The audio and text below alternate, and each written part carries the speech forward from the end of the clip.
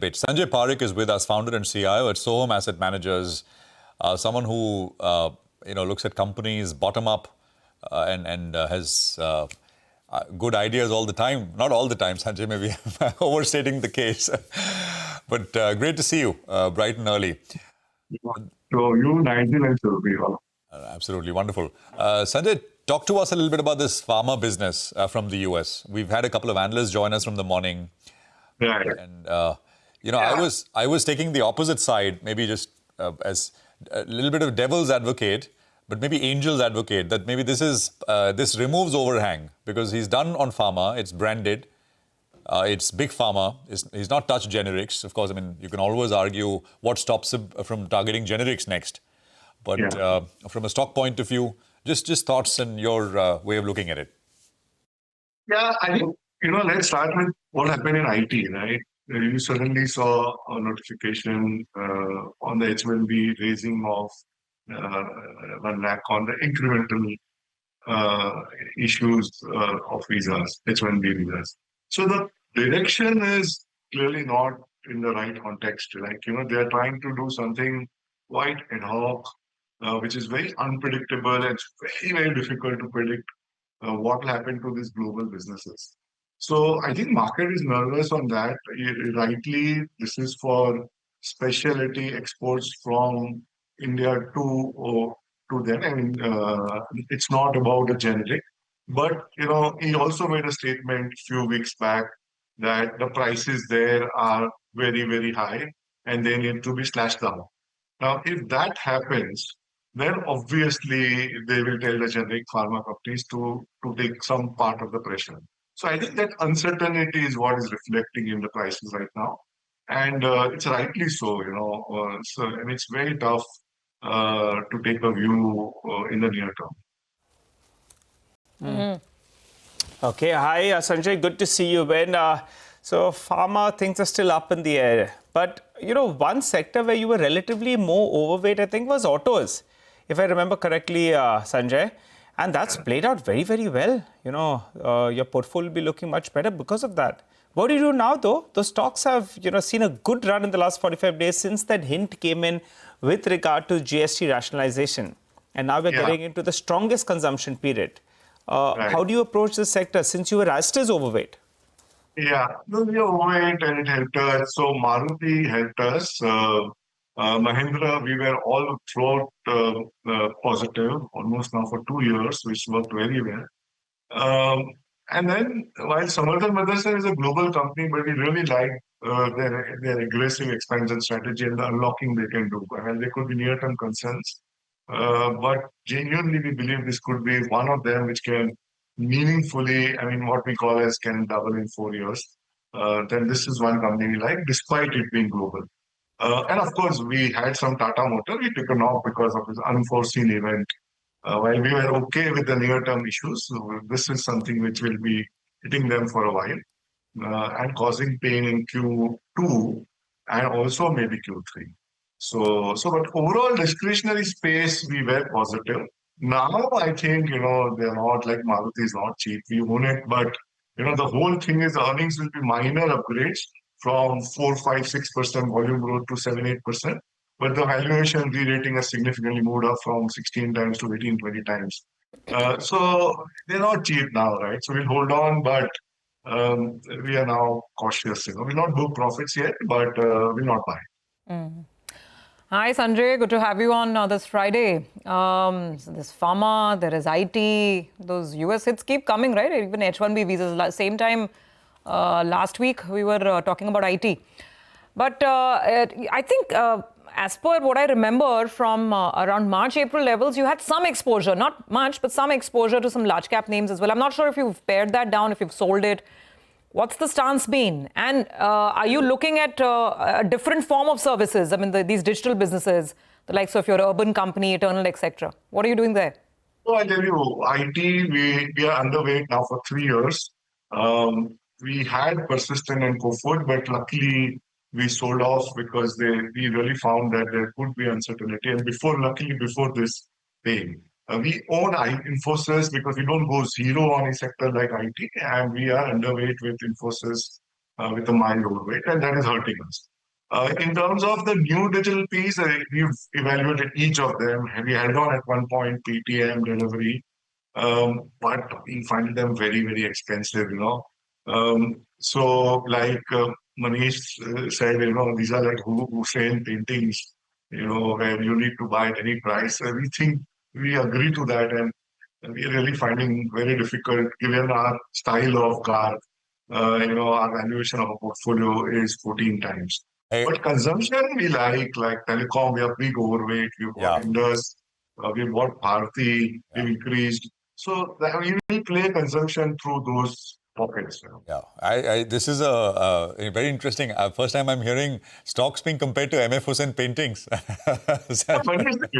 It was so nice, so right also, right? Yeah, it's just there, right? You got to take it or leave it in that sense. Actually, my next question was Telecom and Indus, Sanjay, which you find attractive, right? It's moved up a little bit, maybe 10% off the lows or something. And today, by the way, the case is being heard in the Supreme Court. So, I remember a lot of people were asking how is this hearing different compared to all the previous hearings, because the court has been very clear. And we spoke to a lawyer who gave an interesting angle. He said, this time, it looks like so far they followed the DOT's recommendation. This time, the government seems to be stepping in and saying, well, we want to maybe come up with a proposal to resolve this. And that seems to be the difference in that sense. So it's important for Vodafone Idea, but I think also for Indus. Yes. So, Bharti, I just take Bharti. Bharti is a structural play. They will increase the market share. Even if Voda exists in a weaker form, it will still, Bharti can genuinely do very well in 3-4 years, right from ARPU increase. Clearly 60% of the increase in ARPU is falling on the bottom line, revenue market share increase, the subscriber gain, and of course the other businesses now like data center, they are very, very large players. So you will see some of this unlocking of those sub-values in digital space by Bharti in 3 years. Near term, it is not that cheap, but we will hold and we are overweight. We want it through partly paid up. Indus Tower, our thesis is from a Vodafone perspective, first, from a Vodafone Idea perspective, I read the whole judgment, and while, what we think is, it's difficult to first predict what the judgment could be, but the government stand is clearly towards and they have been saying that we need a 3-4 player market, including BSNL. So we think that, there certainly can be some relaxation in terms of the payment tenure. I am not very sure about the liability getting reduced, but it is difficult call. But the government intent that Vodafone will continue itself, I think, they will certainly want, with the help of judiciary, to make some road. But also we believe that it's a very tough road ahead with a debt of 2 lakh crore. Let's say even if there is some reduction, it still would be, later on deferment. So it's going to be a tough scenario for Vodafone to move ahead. But from an Indus perspective, even if we take, let's say Vodafone, from an Indus perspective, if Vodafone goes belly up, which I hope it doesn't happen, those towers will be required by somebody, right? So if Vodafone's EBITDA contribution to Indus is, let's say, 5,000 crores, it will not be zero. It will be 2,000-3,000 crores. So even if you reduce that, and we like the strategy recently on Africa or the solarization of towers, and we believe the growth rate will get better from 6-7% to 12-14% for Indus Towers. And it's an absolutely net cash company. So there is serious value, a little bit of growth, and we could see re-rating. So we've taken a bet that, Vodafone in a weaker form will help Indus. And then if it gets stronger, great. And it's really cheap at 5.5-6 times EBITDA. No, so you own it? Indus you own, but Vodafone you don't own, right? No, we don't own Vodafone. Yeah. Indus Towers, yeah. Bharti. Yeah, all options are on the table, right? And we've all seen the previous cycles. We've seen debt getting converted to equity. We've seen banks starting to own highways and power plants, and anything's possible. Anything's possible when people decide to get down to it, as long as it has the court's blessings, right? So let's see what comes up. Promises to be an exciting day. Okay, very quickly, entering the last leg of our conversation, consumption. You mentioned that that's something obviously you're looking at. It's a very wide basket. So can you give us some specific names? What are you most optimistic on here? Which side of consumption? I'm asking X of autos, that we've already discussed. Yeah, so X of autos, we have Telecom, we think is consumption. Bank, financial, retail credit is consumption. Housing is consumption. But we don't own FMCG. Because FMCG, it's worked for, again, 3 years. Interim, it does give us some pain. But we genuinely believe that even after this GST cuts, it's going to be taking a while before they get back their volume growth rate.